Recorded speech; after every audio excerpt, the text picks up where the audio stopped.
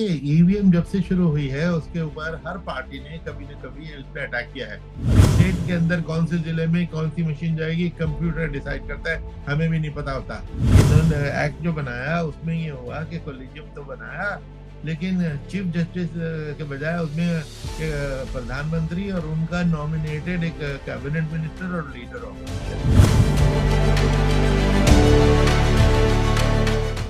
If independence is granted to India, they will fight among themselves for power and India will be lost in political squabbles. Winston Churchill ने जिस देश के बारे में ऐसे विचार रखे थे, कैसे उस देश ने आजादी के 76वें साल में भी इस लोकतंत्र की अवधारणा को कायम रखा। 15 अगस्त 1947 को जब भारत आजाद हुआ तो दुनिया के सबसे बड़े लोकतंत्र की स्थापना हुई। इस डेमोक्रेसी का फंक्शन था फ्री एंड फेयर इलेक्शन। सभी के मन में यह सवाल थे कि अभी अभी आजाद हुए इतने बड़े लोकतांत्रिक देश में सफलतापूर्वक चुनाव कैसे कराए जाएंगे। लेकिन सभी आशंकाओं को झुठलाते हुए भारत ने न केवल चुनावों का सफल आयोजन किया बल्कि कई ऐतिहासिक कदम भी उठाए। 25 जनवरी 1950 को चुनाव आयोग को स्थापित किया गया। मार्च 1950 में सुकुमार सिंह को देश के पहले मुख्य चुनाव आयुक्त नियुक्त किया गया।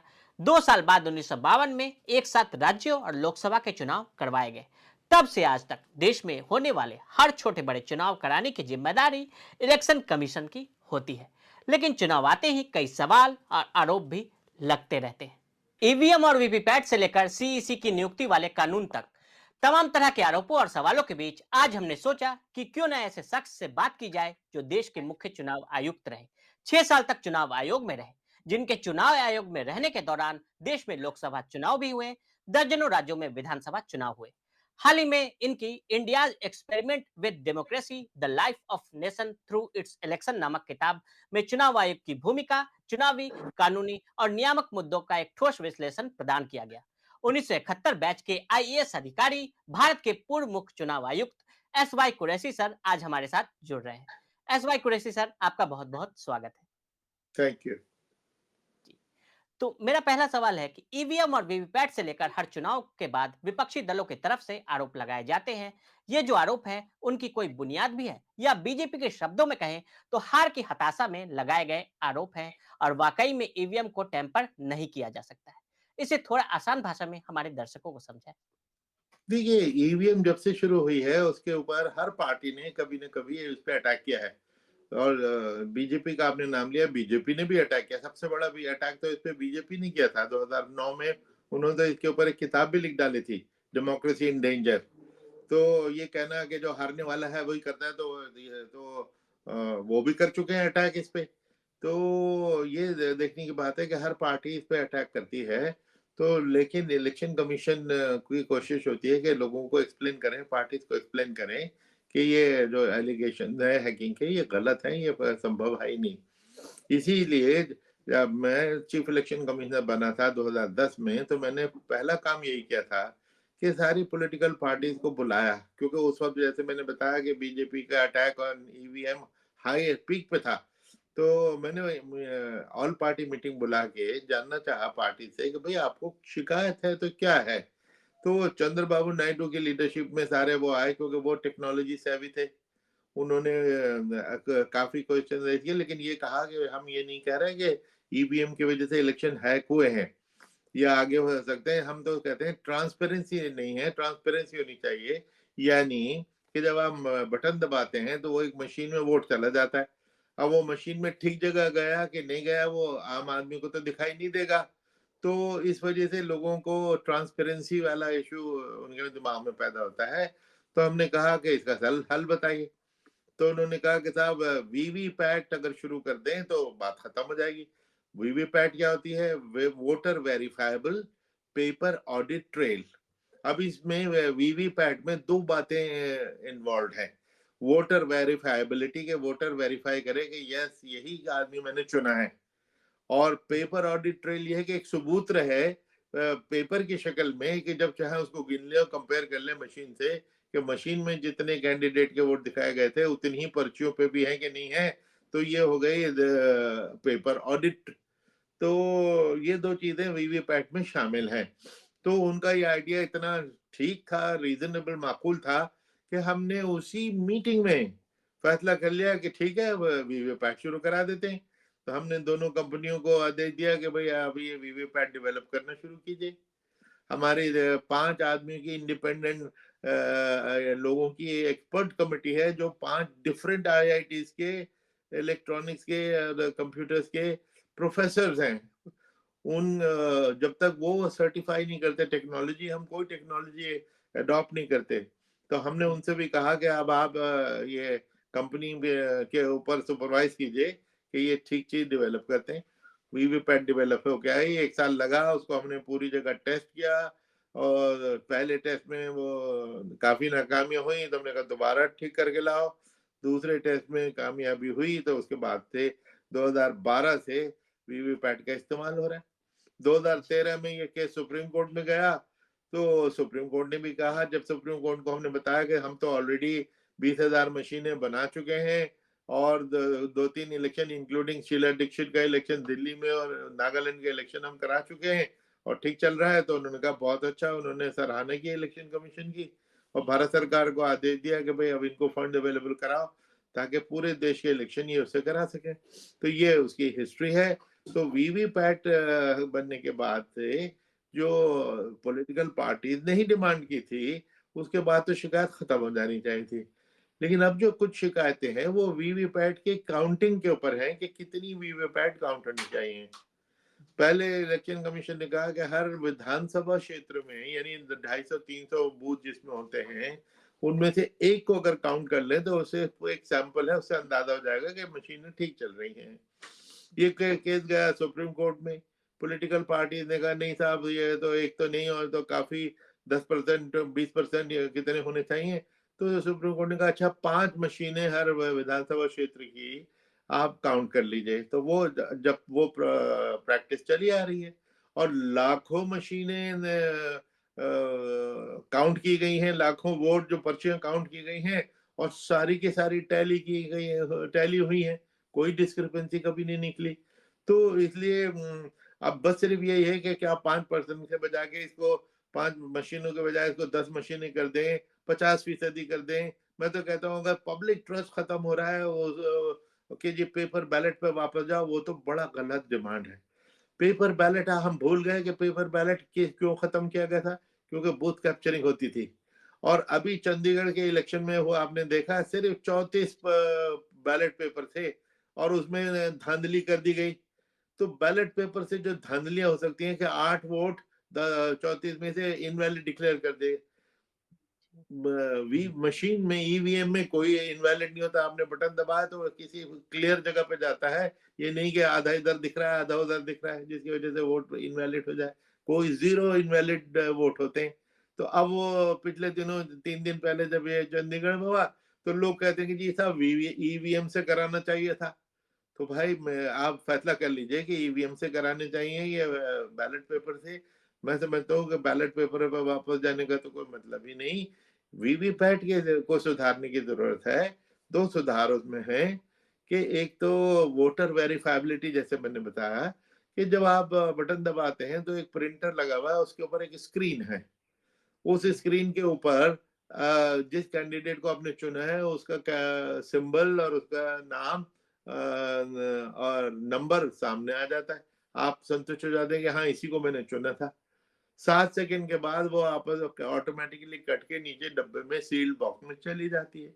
मैं उसमें एक सुझाव सजेस्ट करता हूँ कि वो 7 सेकंड में अक्सर वोटर उसको नहीं देख पाता, तो उसका ध्यान इधर उधर होता है, वो 7 सेकंड में रजिस्टर नहीं करता, तो वो कहता है जी मैंने तो देखा ही नहीं। तो वहां पे 2 बटन इंट्रोड्यूस किए जा सकते हैं, एक लाल बटन एक हरा बटन। अगर आप संतुष्ट हैं कि यस यही मैंने कैंडिडेट चुना तो ग्रीन बटन दबा दीजिए, कंफर्म कर दीजिए, वेरीफाई कर दिया आपने। तो उसके बाद ही वो बैलेट जो पर्ची है वो कट के नीचे जानी चाहिए। और अगर ये गलत निकल गया कि मैंने तो किसी और को बटन दबाया था, ये तो कोई और दिख रहा है मुझे यहाँ, तो लाल बटन दबा दीजिए, एक अलार्म बजेगा और सारा बूथ में शोर मचेगा। मशीन की पूरी जांच पड़ताल होगी और फिर सारे इलेक्शन की मशीनों की जांच पड़ताल होगी। तो ये रिफॉर्म इंट्रोड्यूस किया जा सकता है, इसकी बात कीजिए। जी।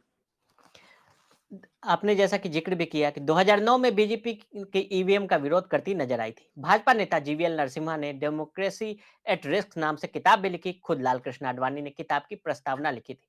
ऐसे में वो क्या रास्ता हो सकता है जिससे देश के लोग या कहे तो असंतुष्ट वर्ग ईवीएम पर भरोसा करे? भाई यही है, देखिए इलेक्शन कमीशन ने ऑलरेडी एक अपने वेबसाइट पे डाला है फ्रीक्वेंटली आस्क्ड क्वेश्चन। उनमें जी, 60 70 75 क्वेश्चन उसमें डाले हैं, उनके जवाब दिए हैं। उनमें से जी, 5 6 तो वीवीपैट और ईवीएम को लेकर ही हैं। जी, कितने लोगों ने उसको पढ़ा है?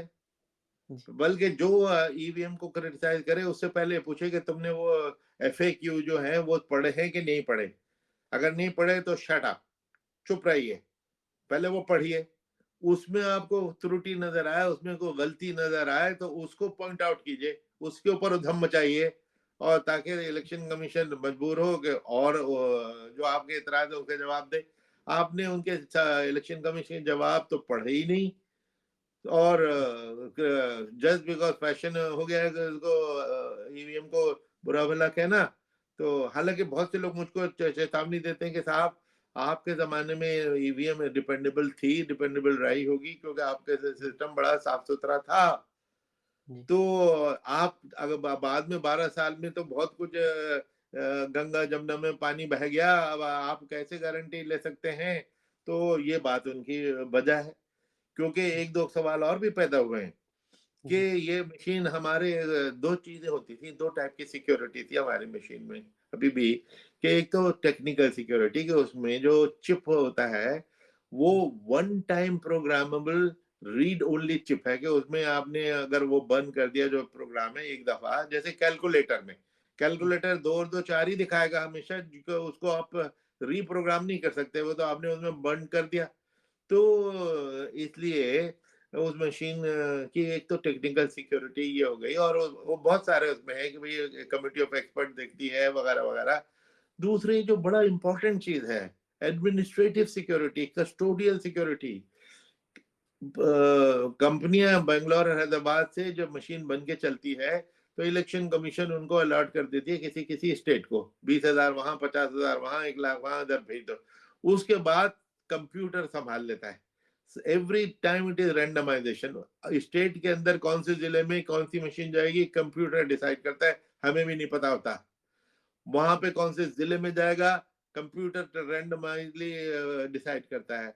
उस कॉन्स्टिट्यूएंसी में कौन से बूथ में जाएगा ये कंप्यूटर डिसाइड करता है, ये इलेक्शन कमीशन को भी नहीं पता होता, और लास्ट डे कंप्यूटर से ये रैंडमाइजेशन की जाती है। इतने सारे उसके जो एडमिनिस्ट्रेटिव कंट्रोल तो चेक्स हैं।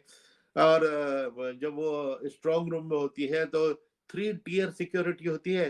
पैरामिलिट्री उसको राउंड द ईयर उसको गार्ड करती है। और जब मशीन में वोट पड़ जाते हैं और काउंटिंग के दिन का इंतजार होता है, 2 हफ्ते 3 हफ्ते महीना भर, तो उस वक्त हर कैंडिडेट के एजेंट को परमिशन ही नहीं बल्कि इनकरेज किया जाता है कि आप बाहर जाके स्ट्रांग रूम के बाहर जाके कैंप करो, सो जाओ, वहां पे सोने का बंदोबस्त है, आप दिन भर आप 24 घंटे उस पर वॉच रखो। तो वो वॉच जो है उसको भी एक बहुत इंपॉर्टेंट कंसिडरेशन है, उसको गौर करना चाहिए कि किसी जी, प्राइवेट हाथ में जाते नहीं। लेकिन जो मैंने बताया कि जो कंसर्न की बात है जिसका जवाब मुझे अभी नजर नहीं आया, जो मैं पूछना चाहूंगा इलेक्शन कमीशन से, कि क्या ये जो मशीनों की मेंटेनेंस है आउटसोर्स की जाने लगी है? ये दोनों कंपनियों के बाहर किसी किसी और कंपनी को दी जाती है कि इन मशीनों के टेस्ट कर दो, इनको मेंटेन कर दो।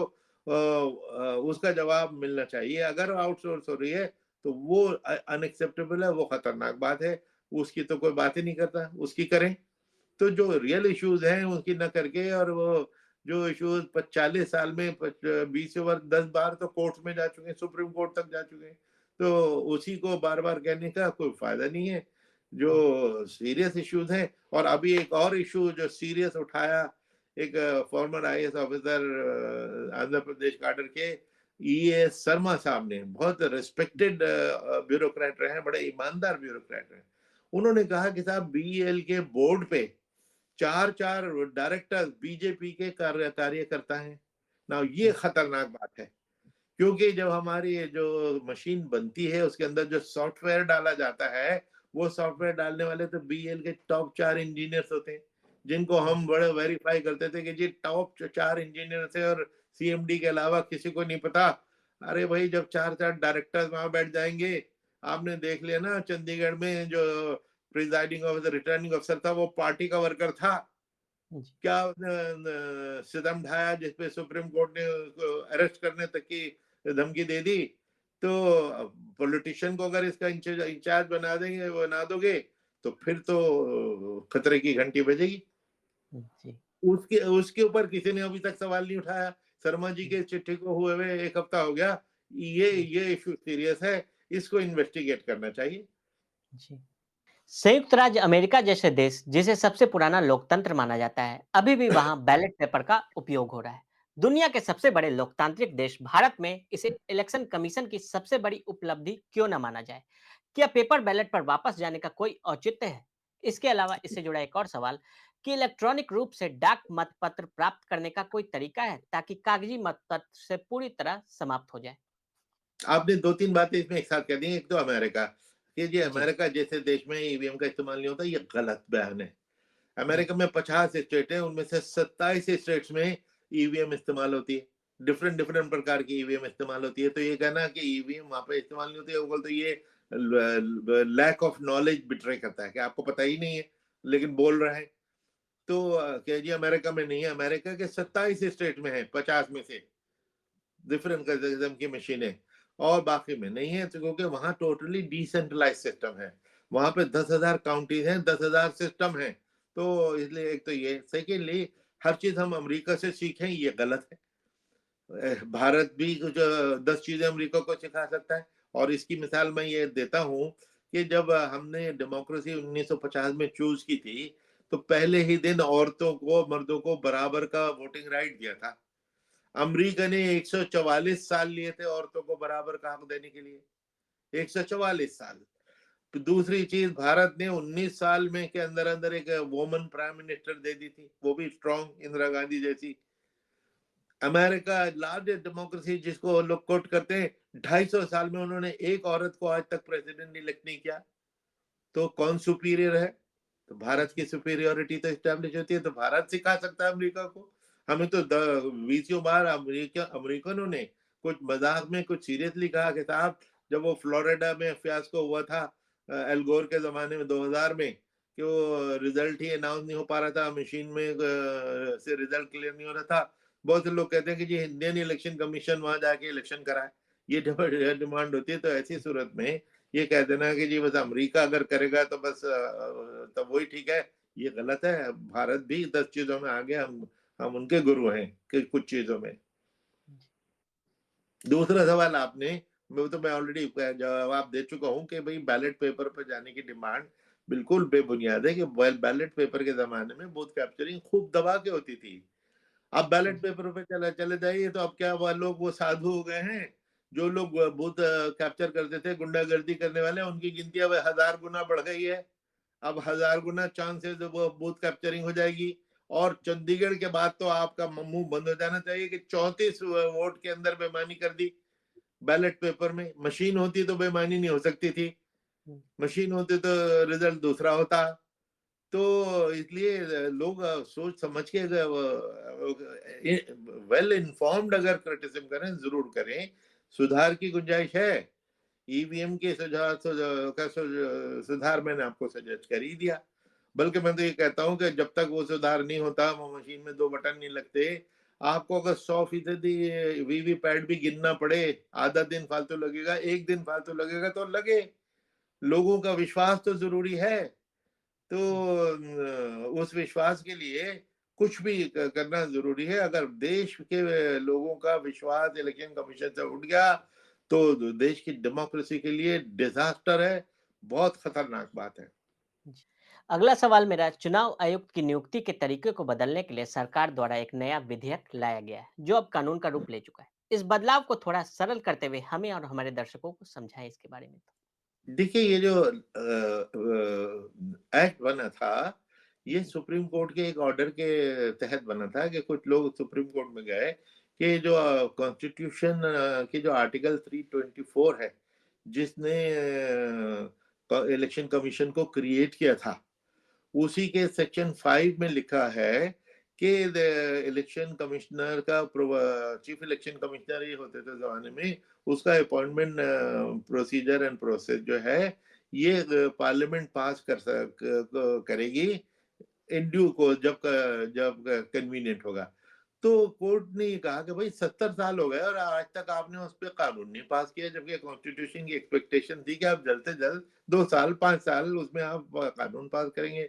तो उन्होंने गवर्नमेंट को आदेश दिया कानून बना के लाइए, लेकिन और जब तक कानून नहीं आता उन्होंने कहा कि इंटरिम अरेंजमेंट होगा कि कोलिजियम जिसमें प्राइम मिनिस्टर और चीफ जस्टिस और लीडर ऑफ ऑपोजिशन होंगे, वो चुनाव किया करेंगे, जैसा कि सीआईसी का करते हैं, सीवीसी का करते हैं, डायरेक्टर सीबीआई का करते हैं, वही कोलिजियम इनका भी कर लेगी। गवर्नमेंट ने एक्ट बना दिया। गवर्नमेंट ये सुप्रीम कोर्ट ने नहीं कहा था कि आप कोलिजियम जरूर बनाएं, उन्होंने तो कहा था जब तक नहीं बनता जब तक ये कोलिजियम काम कर लेगा। लेकिन एक्ट में सरकार जो चाहे कर सकती थी। सरकार ये कह सकती थी कि जो सिस्टम चल रहा है कि प्राइम मिनिस्टर जिसको चुन ले उसको प्रेसिडेंट अपॉइंट कर देता है, वो सिस्टम भी एक एक्ट में आ सकता था। लेकिन इन्होंने एक्ट जो बनाया उसमें ये हुआ कि कोलिजियम तो बनाया, लेकिन चीफ जस्टिस के बजाय उसमें प्रधानमंत्री और उनका नॉमिनेटेड एक कैबिनेट मिनिस्टर और लीडर ऑपोजिशन। ना ये बहुत ही ज्यादती की और बड़ी गलत और प्रोवोकेटिव बात है कि ये इस कोलिजियम की क्या क्रेडिबिलिटी। ये तो 2-1, मैं और आप यहाँ बैठे बैठे देख सकते हैं, आज उसकी शायद मीटिंग होने वाली है। 2-1 तो ये पहले हो गया। कोई यूनियन मिनिस्टर प्रधानमंत्री के डिसीजन के खिलाफ वोट दे सकता है कि लीडर ऑफ ऑपोजिशन के साथ वोट दे दे कि जी ये आदमी ठीक नहीं है, मैं तो जो लीडर ऑफ ऑपोजिशन कर रहा है उसको दूंगा? हो सकता है ये? तो ये इस किस्म का कोलिजियम, इसका जो एक ऑप्टिक्स है जिसको कहते हैं, देखने में ही ये चीज एक भद्दी लगती है, गलत लगती है, वो कर डाली सरकार ने। ये सरकार ये तो कहूंगा ये बेवकूफी से कम नहीं है, क्योंकि इसकी क्रेडिबिलिटी इसकी जीरो है। जबकि कोलिजियम जो ऑलरेडी काम कर रहा था, उस कोलिजियम ने बताइए कौन सा सीवीसी और सीआईसी सरकार की मर्जी के खिलाफ लगाया हो, तो वो कोलिजियम उसी को चला देते तो ठीक था। लेकिन ये जबरदस्ती पंगा करने वाली बात कि नहीं हम अपनी करेंगे, ये कोलिजियम बना दे जिसकी क्रेडिबिलिटी जीरो, क्योंकि it is 2-1। Sitting here at home we know it is 2-1। Leader of opposition की वैल्यू जीरो। इस कोलिजियम को एबॉलिश कर दो, क्या जरूरत थी? जो सिस्टम पहले चला रहा था वो लीगल था, वैलिड था, उसी को कानून बना देते कि वही चलेगा तो चल जाता, कोई उसको क्वेश्चन करने वाला नहीं था। आपने और कुछ पूर्व सीईसी ने इस पर सरकार को पत्र भी लिखा था। इस नए कानून के बाद कहा जा रहा है कि आयुक्तों की नियुक्ति में अंतिम फैसला सरकार का ही होगा, जैसा कि आपने अभी बताया भी। सीजीआई के पैनल में नहीं होने से केंद्र की कठपुतली बन जाएगा चुनाव आयोग। इस बात में कितना दम है? नहीं, ये तो फिर ये हो गया ना कि जो बिल्कुल ही लीडर ऑफ ऑपोजिशन न्यूट्रलाइज हो गया और सरकार जिसको चाहती लगाती है। लेकिन इसमें इस क्रिटिसिज्म में गलती भी है कि सरकार की कठपुतली हो जाएगा। अभी तो कोई बगैर कोलिजियम के ही सरकार लगाती थी, सीधा पीएम बगैर किसी से पूछे लगाते थे।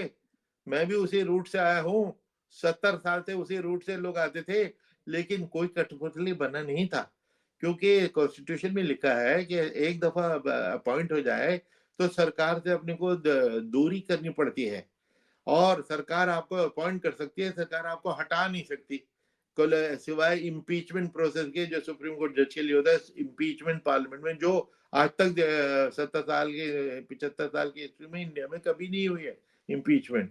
तो ये सेफ गार्ड है जिसकी वजह से सरकार का अपॉइंटी सीईसी ने कभी आज तक कोई गलत ऐसे काम नहीं किए, बल्कि इलेक्शन कमीशन की जो दुनिया भर में ग्लोरी और शोहरत है वो हुई है, तो वो ही सिस्टम चलने देते। ये कोलिजियम, इस किस्म के कोलिजियम का नाटक का क्या मतलब है? ये तो बिल्कुल बेतुके बेबुनियाद बेमकसद कोलिजियम है, चलने देते। ठीक है, सरकार अपॉइंट करती रही है, फिर वो करती रहेगी। सुप्रीम कोर्ट ने ये तो नहीं कहा था कोलिजियम बनाइए, जरूर बनाइए, उन्होंने कहा था एक्ट बनाइए, तो एक्ट बना दीजिए, बना दिया। उसमें ये चीज जो डाली है ये बड़ी गलत कर दी। लोकसभा और राज्यों के विधानसभा चुनाव एक साथ कराने के पीछे कई तरह के तर्क दिए जाते हैं। दावा किया जाता है कि इससे देश के विकास कार्यों में तेजी आएगी। क्या लोकसभा और विधानसभा के चुनाव एक साथ कराना व्यवहारिक है और इसके लिए क्या कदम उठाए जाने की जरूरी है? देखिए, अभी जो सरकार है वो तो साइमल्टेनियस इलेक्शन के थ्रू नहीं आई थी। जी। लोकसभा के इलेक्शन अलग हुए थे, विधानसभा के अलग हुए थे। और लेकिन विकास की रफ्तार कितनी तेज है, विकास की रफ्तार में कोई कमी आई? तो ये सब कहने की बातें हैं कि विकास की रफ्तार तो अभी भी बहुत तेज है। इतनी तेज तो कभी भी नहीं थी। लेकिन अब यहाँ तो अभी कोई साइमल्टेनियस इलेक्शन नहीं है, बल्कि उल्टा ये है कि जो इसके कॉन्स्टिट्यूशनल इश्यूज इसमें इन्वॉल्व है कि 5 तो आर्टिकल्स ऑफ द कॉन्स्टिट्यूशन बदलनी पड़ेंगी, क्योंकि हर स्टेट अपने अपना चुनाव करके जीत के आती है। अब साइमल्टेनियस करेंगे, उसके बावजूद बहुत बहुत से लोग एक ही आर्गुमेंट देते हैं कि साहब शुरू शुरू में तो 10-11 साल तक तो साइमल्टेनियस ही होता था। जी। बड़ी ठीक बात है, हिस्टोरिकली होता था। लेकिन वो होना बंद क्यों हुआ, वो भी तो हिस्ट्री है कि वही एक सरकार गिर गई तो उसको इंटरिम उसका बाई इलेक्शन तो उसके कराने पड़े। सरकारें तो आगे भी गिरेंगी, फिर उनका बाई इलेक्शन कराओगे कि नहीं कराओगे, कि क्या करोगे ये कि क्या? अब मैं तो बड़े एक्सपेक्टेशन से इंतजार कर रहा हूँ कि ये जो कमेटी बनी है ये क्या जादू की छड़ी निकाल के लाती है। 10 साल से पूरा हिंदुस्तान इस पर डिबेट कर रहा है और कोई सोल्यूशन नहीं निकाल पाया। नीति आयोग बैठी, पार्लियामेंट्री कमेटी बैठी, सबकी जगह डिसीजन आए, इलेक्शन कमीशन ने विचार दिए, किसी ने इसका सोल्यूशन नहीं निकाल पाए। अब ये कमेटी क्या है ऐसा निकाल के लाएगी, हम भी बड़े इंटरेस्ट से इसका इंतजार करेंगे कि इसलिए साइमल्टेनियस इलेक्शन, बल्कि नुकसान इसमें कई हैं कि देखिए नेशनल इश्यूज और प्रोविंशियल इश्यूज और पंचायती इश्यूज बड़े अलग अलग होते हैं। आप तसव्वुर कीजिए, आपके घर, आप गांव में रहते हैं, आपके गांव के घर के सामने एक नाली है, बड़ी गंदगी है, और वो सरपंच साहब आपकी बात सुन नहीं रहे हैं। तो आपके लिए इलेक्शन के बाद साइमल्टेनियस इलेक्शन में आप प्रधानमंत्री कैंडिडेट की शक्ल देख के देंगे या सरपंच की शक्ल देख के देंगे? आप यूक्रेन पॉलिसी के बेसिस पे या मिडिल ईस्ट पॉलिसी पे वोट देंगे कि घर की नाली गंदी होनी है उस बेसिस पे देंगे? अब गांव की डिस्पेंसरी, गांव की आंगनवाड़ी, उस बेसिस पे वोट देंगे? तो इश्यूज मिक्सअप नहीं होंगे, बल्कि जो लोअर लेवल के इश्यूज हैं वो नेशनल इश्यूज के नीचे दब जाएंगे, जो कॉन्स्टिट्यूशनली कोई अच्छी चीज तो नहीं है। कॉन्स्टिट्यूशनली तो पंचायत का इलेक्शन इतना ही इम्पोर्टेंट है जितना लोकसभा का इलेक्शन इम्पोर्टेंट है।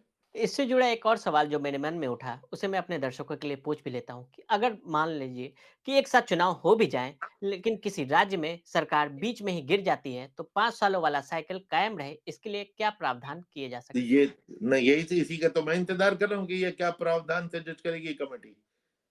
बताएं, देखना चाहेंगे हम। ये नीति आयोग ने भी इस इशू को खूब डिस्कस किया था, पार्लियामेंट्री कमेटी ने इसको भी डिस्कस किया था, ये करेंगे वो करेंगे, 2.5 साल के वो करेंगे, फिक्स कर देंगे। नो कॉन्फिडेंस मोशन आएगी तो उसके साथ कॉन्फिडेंस मोशन भी साथ साथ होगी। बहुत सारे प्रपोजल सामने आए और रिजेक्ट हुए। अब क्या ये शानदार प्रपोजल ये कमेटी लेके आती है, हम भी बहुत क्यूरियोसिटी से उसका इंतजार कर रहे हैं। जी। 2014 में देश में हेट स्पीच के 336 मामले दर्ज हुए थे। 2020 में ये आंकड़ा 1804 हो गया। 2022 में 31% ज्यादा केस दर्ज किए गए। चुनाव के करीब आते ही इस तरह के मामले बढ़ जाते हैं। लेकिन हेट स्पीच पर कन्विक्शन रेट बहुत ही खराब है। ऐसे में हेट स्पीच पर एक्शन क्यों नहीं होता और इससे क्या आगे बदजुबानी करने वालों को बल मिलता है? बिल्कुल मिलता है। अगर एक्शन देखिए, कानून कितने भी आप बना लीजिए, उसकी इम्प्लीमेंटेशन पे होता है। आप इम्प्लीमेंटेशन अगर सेलेक्टिवली करेंगे कि इस शख्स की शक्ल मुझे पसंद नहीं है, इसको तो फौरन अंदर करो, और ये मेरा अपना खास आदमी है, मेरा सपोर्टर है, इसको छोड़ दो, तो हो यही रहा है कि हेट स्पीच वगैरह के जो केसेस आ रहे हैं, सेलेक्टिवली उन पे एक्शन होता है। जो एक्शन नहीं होता, जो नहीं होता एकदम, तो सुप्रीम कोर्ट ने इस पे बड़े गुस्सा दिखाया था कि भाई आपके पास हेट स्पीच के या मॉडल कोड वायलेशन के केसेस आते हैं, आप फैसला क्यों नहीं कर रहा है? 25-25 दिन हो गए। तो इसलिए देखिए, ईमानदारी से, अच्छी नियत से काम करना सबसे जरूरी चीज है। और वो सबको दिखाई देती है कि कौन नेक नियति से कर रहा है, कौन बदनियति से कर रहा है। नेक नियति से अगर ये इम्प्लीमेंटेशन होगी, इवन हैंडेडली होगी, लेवल प्लेइंग फील्ड जेन्युइनली होगी, तो किसी की हिम्मत नहीं है। अरे किसी की हिम्मत है, एसएचओ अगर चाहे तो पत्ता नहीं हिल सकता, लेकिन एसएचओ साहब भी और तो क्या, पुलिस कमिश्नर साहब भी और डीजी पुलिस भी सरकार का मूड देख के और उनकी नजर तेवर देख के एक्शन लेते हैं और एक्सपेक्ट करते हैं कि हम उनकी रेस्पेक्ट भी करें। रेस्पेक्ट, अपनी इज्जत अपने हाथ होती है, जैसे कि एक मुहावरा है कि अपनी इज्जत, अरे भाई ईमानदारी दयानतदारी ठीक नियत से काम करोगे तो सबको दिखाई देगा, नहीं करोगे वो भी सबको दिखाई देगा। जनता को बेवकूफ तो है नहीं, सब उसको सब दिखाई देता है। चुनाव के ऐलान के साथ ही एक शब्द जो चुनाव के समापन तक खबरों में प्रमुखता से रहता है, वो है आदर्श आचार संहिता। ऐसे में क्या आदर्श आचार संहिता वर्तमान दौर में भी एक प्रभावी दस्तावेज है? बिल्कुल प्रभावी दस्तावेज है, बहुत ही अच्छी दस्तावेज है, यूनिक है दुनिया भर में। पर जैसा मैंने कहा कि उसका क्या इम्प्लीमेंटेशन बहुत जरूरी है, और वो भी इवन हैंडेड, यानी बिल्कुल बराबरी का इम्प्लीमेंटेशन। कि ये नहीं कि अपोजिशन वाले को तो जरा सी उसके पकड़ लिया और रूलिंग पार्टी को बहुत बड़ी बड़ी वायलेशन पे इग्नोर कर दिया, तो ये नहीं चलता। इसमें ये सबके साथ बराबरी करना ये एक्सपेक्टेड है। अदरवाइज ये इंस्ट्रूमेंट बड़ा पावरफुल है।